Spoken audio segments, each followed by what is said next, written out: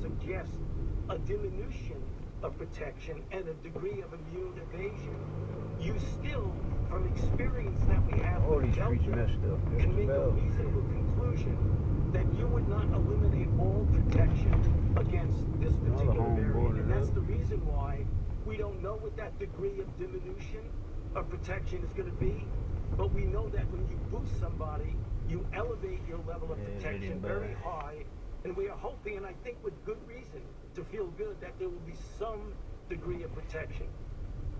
CNN international correspondent David McKenzie is tracking the many developments for us from South Africa. What's happening there, David? Alison, there is lots that is unknown about this virus, but here in South Africa, they're very concerned about those many mutations, and despite all the unknowns, and perhaps because of it, the world has shut its borders to this region. The coronavirus testing center in Johannesburg. The Omicron variant is already dominant here, just weeks after it was first detected. A doctor who's treating Omicron patients is expressing cautious optimism. Coming up on Junction, area of the high-speed chase by Toledo police. The White House says there aren't enough cases yet to evaluate the variant's danger, but that they are utility pole, huh? Our variant surveillance system has demonstrated There's the pole we hit. Yeah, the utility pole. Knocked the power out.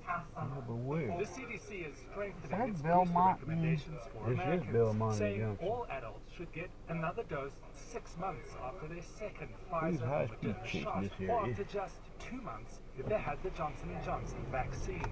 It's a similar story abroad, where the UK government says it will now make boosters available to everyone over 18.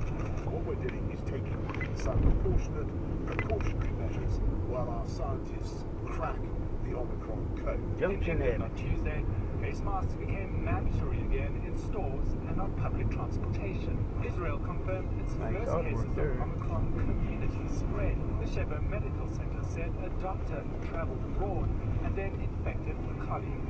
In the Netherlands, where some are already isolating in this airport hotel, the government said the Omicron variant was in the country a full week earlier than it originally thought.